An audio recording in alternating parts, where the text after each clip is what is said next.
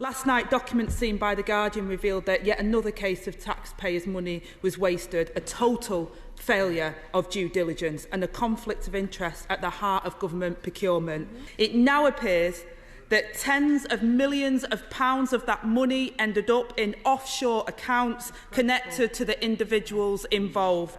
Profits made possible through the company's personal connections to ministers and the Tories' VIP lane that was declared illegal by the High Court. Let's just be clear about what this was and wasn't, Mr Speaker.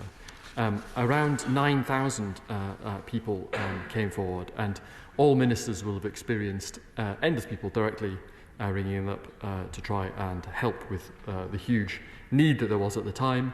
And many of us as backbenchers will have also had approaches from constituents who were keen to help and needed somewhere to be referred on to. All that route did was handle those huge number of contacts that were coming in to ministers or people offering to help. From the moment we learned about the existence of this VIP lane for the politically connected, it was almost inevitable that it would come to this get-rich-quick scheme by fast-tracking their cronies, their politically connected pals and their colleagues was never going to end well. And I suspect that today's revelations, however shocking, are simply the tip of a very large iceberg, an iceberg which could yet sink this ship of fools. Does the government plan to proactively investigate how many others there are like this in their ranks, or are they content to sit there and watch this dripping roast of sleaze, corruption and scandal unfold on its own? I would simply say to the honourable member, all of us were desperate to get PPE for our health and social care workers and everybody responding to the pandemic.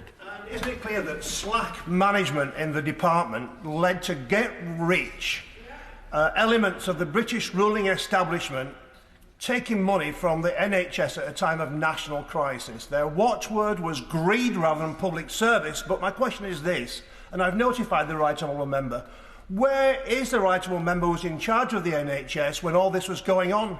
Or is he still in Australia getting his £400,000 for eating unspeakable parts of the anatomy of various beasties? Well, answer about Mr. Speaker, on that note, I can't comment on the latest goings-on in the jungle. Mr. Speaker, today's revelations show, in my view, further evidence that the government's VIP lane was possibly criminal and exploited by members of the party opposite. So will the Minister today commit to publishing in full the names of the ministers, of MPs or officials who referred firms onto that fast-track lane? Stop being evasive. We need to know what corruption happens. They're in the jungle. Good news for the honourable member insofar as we published the information about who referred in what contracts in November 2021. For Tory peers and other chums of the Conservative Party to be profiteering at the taxpayers' expense for shoddy, unusable PPE, especially from their VIP procurement lanes, at a time when people were locked down into their homes and tens of thousands of people, including my loved ones, were dying, is absolutely sickening, shameful and unforgivable. So, Minister, given that the British Medical Journal estimates that the government has written off approximately £10 billion for unusable, undelivered or shoddy PPE, will he take this opportunity to apologise to the bereaved families for the amazing, the lack of integrity at the heart of this whole process? Mr. Speaker, I set out earlier on what this high priority route was and was not. It was absolutely not the guarantee of any kind of contract. It was a way of managing the huge number of contacts that all of us were receiving of help.